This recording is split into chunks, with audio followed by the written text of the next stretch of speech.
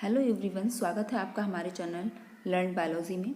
Dear friends, आज हम ताप मतलब हीट चैप्टर के कुछ वन लाइनर क्वेश्चंस को सॉल्व करेंगे जो कि इम्पॉर्टेंट है जूनियर सुपर टेट एग्जाम और upper primary TET, also upper primary CTET और टेट के लिए। जो प्राइमरी, क्योंकि साइंस का सेक्शन हर उसमें होता है, चाहे टेट का एग्ज़ाम हो या सीटेट का एग्ज़ाम हो, और बेसिक साइंस इसमें प्राइमरी में भी आती है जो बच्चे एग्ज़ाम देते हैं प्राइमरी लेवल का। तो ये क्वेश्चंस बहुत अच्छे हैं, सेलेक्टेड क्वेश्चंस हैं और अक्सर एग्ज़ाम में पूछे जाते हैं। मैंने ऐसे ही क्वेश्चंस को सेलेक्ट किया है। अगर आप चैनल पर नए हैं तो चैनल को सब्सक्राइब कर लीजिएगा, वीडियो को लाइक कर दीजिएगा, बेल आइकन प्रेस कर लीजिएगा। चलिए स्टार्ट करते हैं वीडियो।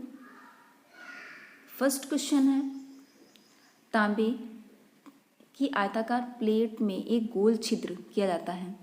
प्लेट को गर्म करने पर छेद का आकार, याद रखिएगा, जब भी किसी वस्तु को गर्म किया जाता है, जब भी कोई वस्तु गर्म की जाती है तो उसका प्रसार होता है, मतलब वो फैलती है।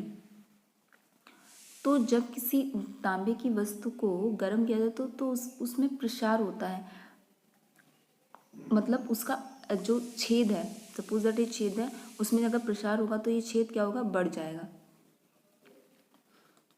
ओके, तो जो इसका आंसर होगा वो ये कि जब तांबे के प्लेट में गोल छिद्र है, जब उसको गर्म करेंगे तो वो बढ़ जाएगा क्योंकि उसमें प्रसार होता है। नेक्स्ट क्वेश्चन, लोहे की गेंद गर्म करने पर प्रतिशत, लोहे की गेंद को जब गर्म किया जाता है तो उसके प्रतिशत वृद्धि किस में अधिक होती है? इसमें जो आपको ऑप्शंस दिए जाएंगे वो ये कि क्षेत्रफल में वृद्धि होती है या फिर उसके आयतन में, इस तरह से ऑप्शंस दिए होंगे। लेकिन हमेशा याद रखिएगा सबसे ज़्यादा जो वृद्धि होती है गर्म करने पर किसी वस्तु में, वो उसके आयतन में वृद्धि होती है। मतलब लोहे की गेंद को गर्म करने पर आयतन में सबसे अधिक प्रतिशत वृद्धि होती है। इसको आयतन प्रसार गुणांक होता है, वो रेखीय प्रसार गुणांक का 3 गुना होता है। ये alpha equal to 3 beta, sorry gamma, आयतन प्रसार गुणांक। तो इसका ये रिलेशन होता है, मतलब जो आयतन प्रसार गुणांक है वो रेखीय प्रसार गुणांक का 3 गुना होता है। इसलिए सबसे ज़्यादा जो वृद्धि होगी वो आयतन प्रसार गुणांक में होगी, मतलब आयतन में होगी। नेक्स्ट, रेल की पटरियों के बीच थोड़ी जगह छोड़ दी जाती है। मैंने बताया कि रेल की पटरियों के बीच इसलिए क्योंकि गर्मियों के टाइम पे उन पर जब धूप पड़ती है तो वो गर्म होती हैं और गर्म होने पर किसी भी धातु में प्रसार होता है, मतलब वो फैलती हैं। इसलिए पटरियों के प्रसार, अगर वो पटरियाँ पास पास रखी जाएंगी, पास पास हो जाएंगी, तो उनमें जब प्रसार होगा तो वो चिपक भी सकती हैं या प्रसार होकर के वो पास आ सकती हैं, टेढ़ी मेढ़ी हो सकती हैं। इसलिए उनके बीच एक प्रॉपर डिस्टेंस मेंटेन करके रखी जाती हैं। तो इसका जो आंसर है पटरियों के ऊष्मीय प्रसार के कारण।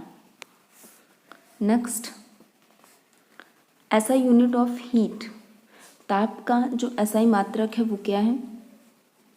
तो ताप का एसआई मात्रक केल्विन होता है। नेक्स्ट, परम शून्य ताप होता है -273 डिग्री सेल्सियस के ताप को परम शून्य ताप कहते हैं। 0 डिग्री सेल्सियस समतुल्य है 0 डिग्री सेल्सियस 273 केल्विन के समतुल्य है। ये क्वेश्चन आपको ऐसे पूछ सकता है 273 केल्विन किसके बराबर है? 0 डिग्री सेल्सियस के बराबर है। नेक्स्ट, न्यूनतम संभव ताप है, तो न्यूनतम संभव ताप परम ताप है। परम ताप वो ताप है जिसके नीचे किसी भी ताप की गणना नहीं की जा सकती, मतलब कि इसके नीचे कोई ताप संभव है ही नहीं, बस यही एक संभव ताप है जो सबसे लोवेस्ट है। इसलिए न्यूनतम संभव ताप क्या है? -273 डिग्री सेल्सियस। नेक्स्ट,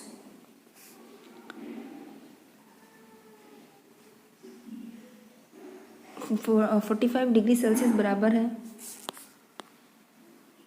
ये आई होप आंसर आपको क्लियरली विजिबल हो रहा होगा आपको, 273। नेक्स्ट क्वेश्चन पे चलते हैं।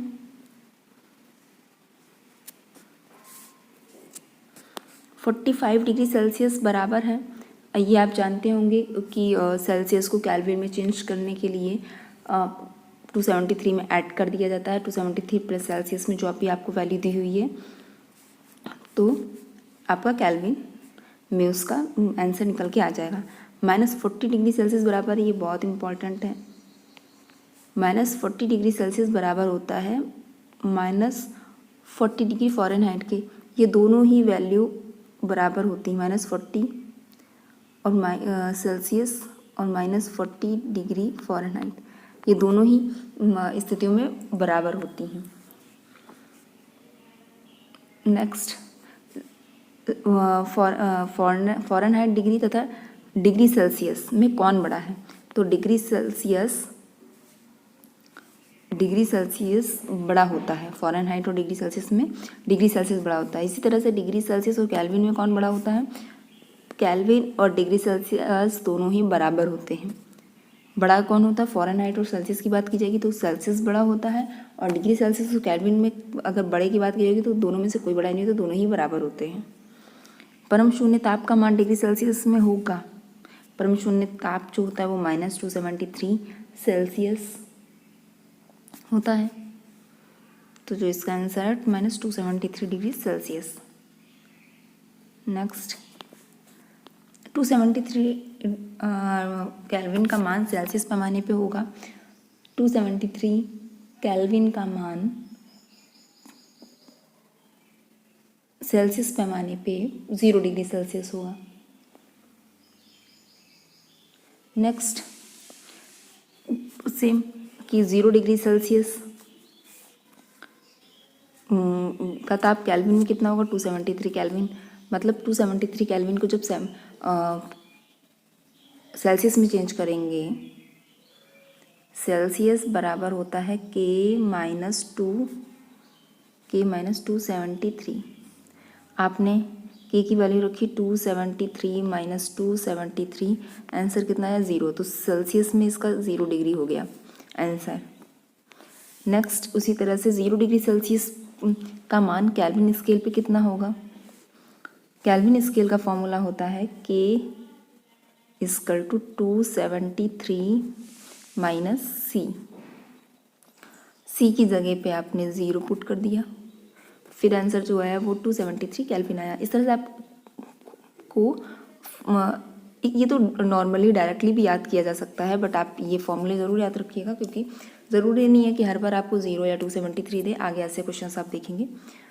नेक्स्ट क्वेश्चन, 400 केल्विन को डिग्री सेल्सियस में लिखिए सेम उसी फॉर्मूले से। आप जो 273 मतलब 400 - 273 कर देंगे, क्योंकि फॉर्मूला जो होता है वो C बराबर K - 273। 400 - 273 करेंगे, आपको जो आंसर मिलेगा 127 degree Celsius. Next, -30 degree Celsius तथा -73 डिग्री सेल्सियस का मान केल्विन पैमाने पर होगा। मैंने अभी आपको जिस तरह से बताया है, आप दोनों से 273 को माइनस कर देंगे, क्योंकि केल्विन पैमाने पे पूछा है। आप कंफ्यूज हो सकते हैं, मैं बताती हूँ क्यों कंफ्यूज हो सकते हैं। आपको लगेगा कि जो फॉर्मूला होता है वो K = 273 प्लस C होता है, मतलब सेल्सियस में जो आपकी वैल्यू दी गई है। लेकिन यहाँ पे ये याद रखिएगा, ये -30 डिग्री सेल्सियस है। मतलब K = आप जब वैल्यू रखेंगे तो 273 प्लस -30, प्लस माइनस हो जाएगा। 273 से 30 को आप माइनस कर देंगे तो आपका 243 केल्विन आंसर आ जाएगा। सेम यही प्रोसेस इसमें करना है, क्योंकि आपको माइनस में दिया हुआ है, पॉजिटिव नहीं दिया है, निगेटिव दिया हुआ है value. Next, -15 degree Celsius and -133 degree Celsius ताप को परम तापक्रम में लिखिए, मतलब केल्विन तापक्रम में लिखिए। परम ताप भी केल्विन ताप होता है। इसमें भी वैसे ही करेंगे, इसको उससे घटा देंगे, माइनस कर देंगे 273 से, आंसर आ जाएगा। नेक्स्ट, दो वस्तुओं के तापों में 15 डिग्री सेल्सियस का अंतर है तो उनके परम तापक्रम में अंतर होगा जब दो वस्तुओं के ताप में 15 डिग्री सेल्सियस का अंतर है तो उनके परम ताप में भी 15 केल्विन का अंतर होगा, केल्विन का अंतर होगा, सेल्सियस का नहीं। हिम मिश्रण का ताप केल्विन पैमाने पर 240 केल्विन है, डिग्री सेल्सियस में होगा 273 से 240 को माइनस करने पे आपको इसका आंसर मिल जाएगा, -33 डिग्री सेल्सियस। नेक्स्ट, जल का क्वथनांक 100 डिग्री सेल्सियस, इसका मान फ़ारेनहाइट में होगा। आपको यहाँ पे C की वैल्यू दी है, मतलब सेल्सियस में इसकी वैल्यू दी है।